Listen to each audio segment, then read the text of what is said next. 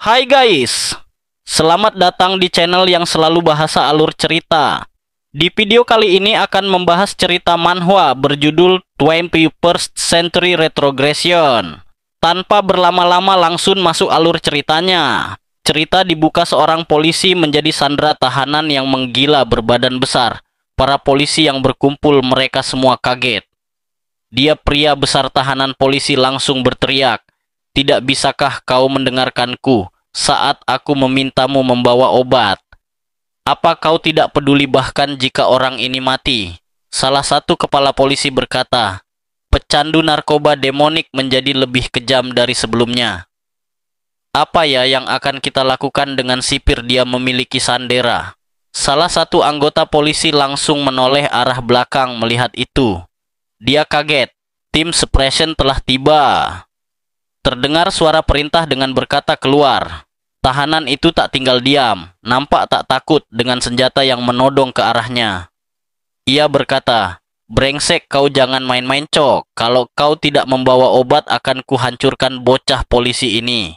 Hitungan yang terus dilancarkan untuk serangan tembakan. Ketika para polis menembak, tapi sayangnya tembakan itu tak membuat tahanan itu tumbang. Para polisi yang menyaksikannya nampak takut dan berkata, bahkan peluru karet tidak akan mempan kepadanya.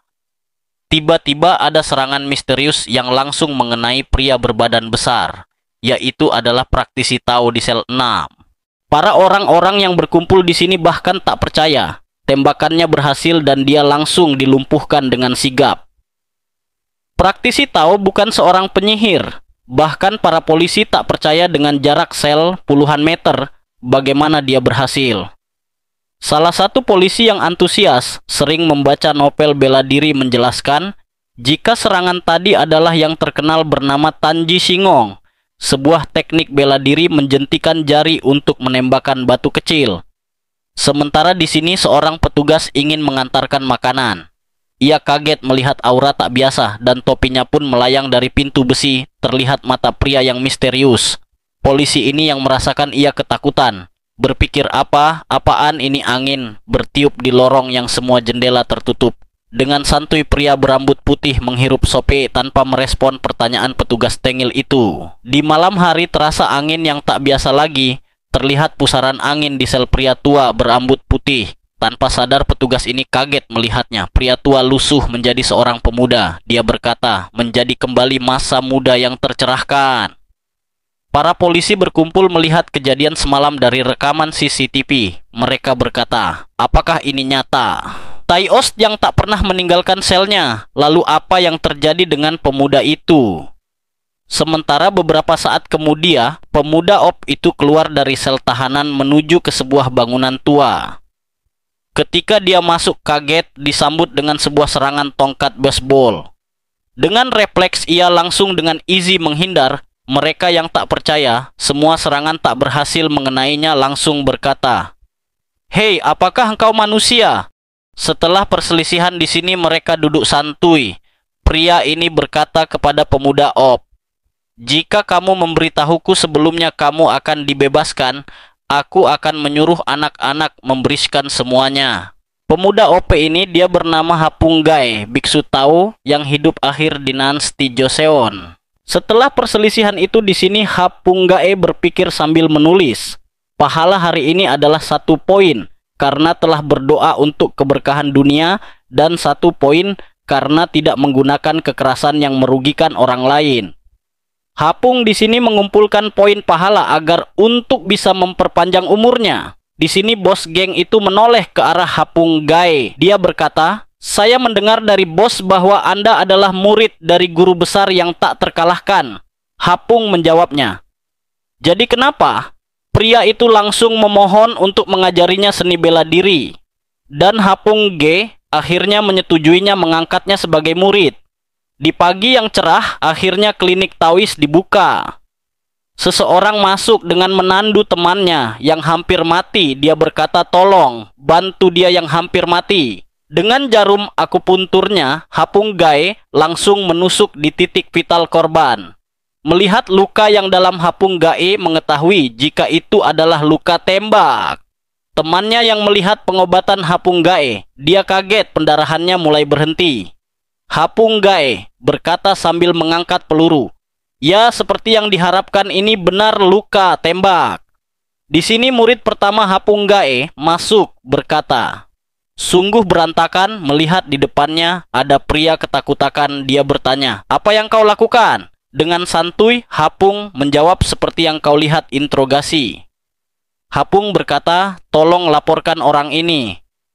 "Hal laporkan kepada siapa?" tanyanya kepada Hapung Gae. Hapung menjawab, "Ya polisi. Karena aku menangkap penjahat yang berbahaya yang sedang dikejar polisi." Di sini dari belakang ada sekumpulan geng yang masuk Hapung yang mengetahui. Dia langsung bersiap untuk mengalahkannya. Lomplotan geng itu kaget ketika semua serangan tak berhasil mengenai Hapung Gae. Hapung si OP dia menggunakan 2 gerakan saja untuk mengalahkan komplotan penjahat kelas kakap. Dia si abang jago berpikir, apakah dia seorang praktisi ahli bela diri? Tidak mungkin kan, lebih tepatnya dia seorang master bela diri. Tak menerima, Hapung kaget melihat abang jago mengeluarkan pistolnya. Dia berkata, "Hei, kau sombong, bahkan jika kau seorang ahli atau master bela diri, kau hanyalah seonggok daging di depan pistol." Terdengar suara yang besar pistol yang mengarah ke Hapung. Gae berhasil dihalang dengan sebuah kekuatan tenaga dalamnya, membuat dia dengan santai menahan peluru itu. Murid Hapung Gae dengan gercep langsung mengarahkan pukulan membuat abang jago autokomuk. Hapung mendekat bertanya kepada pria tengil ini, "Hei, aku punya pertanyaan untuk ditanyakan." Dia yang ketakutan berkata, "Dari organisasi kami diberi instruksi terpisah. Mencari orang yang membawa senjata dan melaporkannya. Awalnya misi, kami menemukan orang yang menjual narkoboy. Tapi ketika kami mengumpulkan bukti mereka, tiba-tiba mulai menembak." Di sini Hapung langsung bertanya, "Oh iya, nama organisasimu apa?" Dia menjelaskan, "Di dalam Mansudong, dan itu berhubungan keluargawu." Mengetahui itu, murid Hapung si gangster berkata, dia mengetahuinya. Ia orang bersejarah dari Mansudong di Incheon Timur. Nyonya muda adalah seorang seniman bela diri yang hebat. Aku dengar ya uang tebusannya saja lebih dari 16 miliar. Nama wanita itu, Oh Eun Rim. Baru jadi pembicaraan dia, langsung datang. Itu adalah nyonya muda Eun Rim. Di sini dia Eun Rim langsung melemparkan meja ke arah Hapung. Dengan jentikan jarinya serangan itu berhasil dikalahkan. Itu adalah teknik Tanji Singong.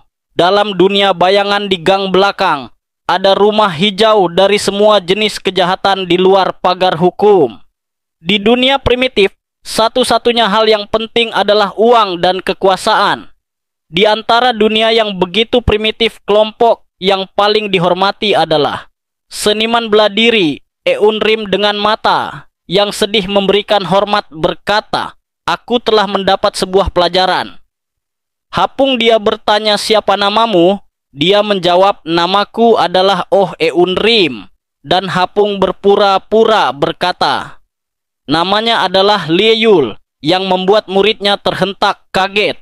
Eun Rim melihat penampilan Hapung yang muda. Dia bertanya apakah dia lebih kuat dari pimpinan. Dengan santuy Hapung menjawab, "Iya, karena di pikirannya orang itu adalah aku." Setelah kegaduhan itu berpindah tempat di malam hari di Mansudong. Para komplotan penjahat yang diikat itu adalah seorang buron dan diincar para polisi. Anggota Eun Rim langsung memberitahukan kabar tersebut. Hapung di sini tersenyum mengetahui dia berhasil menangkap penjahat. Dia alhasil mendapat poin pahala. Bos geng ini murid Hapung berkata, jika Eun Rim akan menghibur kita, dia mengajak untuk pergi ke hiburan malam. Hapung menjelaskan kepada bos geng, karena dia yang tahu Hapung ini orang yang menguasai Dong Jagong. Dan jangan membocorkan itu. Di sini dengan mata berbinar Hapung Gae senang karena telah mendapat sebuah pil eliksir dari Eun Rim. 1 jam lalu ketika Eun Rim di jalan mendapatkan telepon dari ayahnya, terdengar sebuah ledakan. Sementara di tempat Hapung sedang bermeditasi dengan mengkonsumsi pil eliksir. Untuk menyerap chi yang ada di dalam kau harus mengosongkan kepala dan fokus pada niat yang ada di tubuhmu. Dengan 1 jam latihan Taoist ini disebut visualisasi. Hapung di sini berusaha untuk menerobos agar kekuatannya semakin kuat, dan akhirnya Hapung berhasil mendapatkan kekuatan petir geledek. Pagi hari Hapung langsung memperlihatkan jika dia berhasil menerobos. 30 menit berlalu klinik akupuntur, Hapung langsung ramai. Di ruang pengobatan Hapung dengan jarumnya sedang beraksi. Dia menggunakan sedikit sihir petir selagi memasukkan jarum ke area yang terkena. Dia berpikir ini bagus, jika banyak yang berkumpul, poin pahala akan segera. Terdengar sebuah suara terikan. Itu adalah pria berbadan besar yang menerobos berkata, "Kau bercanda." Semua orang yang mengantri tiba kaget akhirnya kabur. Dia si gangster murid Hapung keluar dan berkata, "Hei, beberapa berandal muncul tanpa rasa takut." Para komplotan berandal sampah menoleh dan berkata, "Kau siapa? Apakah kau manajer di tempat ini?" Pria besar yang menerobos menjelaskan maksud mereka. "Berhenti? Kami datang sebagai pelanggan." Tak menerima bos gangster berkata, "Apa-apaan? Siapa yang bilang kami akan melayani berandalan sepertimu?" Hapung keluar berkata, "Bukan para petarung ini yang butuh perawatan. Wanita di sana pasiennya." Hapung berkata ke murid kedua bernama Dohyuk, "Pelanggan itu mungkin kesulitan berjalan. Panggilkan taksi untuk mereka sambil menopang Pak Tua." Ketika para komplotan berhasil diikat, wanita itu mencoba kabur. Dalam perdebatan mereka di sini, bos gangster mendapat panggilan dari Eun Rim, memberitahukan keadaan darurat setelah ayah Eun Rim terbunuh terkena serangan ledakan. Hari berikutnya di pagi yang cerah di kediaman utama keluarga Wu, semua orang berkumpul kenakan pakaian hitam duka. Di sini memberikan penghormatan terakhir. Hapung berkata, "Sangat disayangkan yang terjadi pada ayahmu. Aku turut berduka." Eun Rim menjawab dengan nada sedih, "Terima kasih telah datang." Melihat Hapung yang sedih, anak buahnya berpikir Hapung Gae sosok yang dekat dengan keluarga Wu. Di luar malam hari, Eun Rim menghampiri Hapung dan berkata, "Kau di sini? Apa kamu mengambil misi dari sekte lain seperti gurumu?" Terhentak Hapung kaget. Setelah pembicaraan itu seperti biasa Hapung masuk ke rumah duka.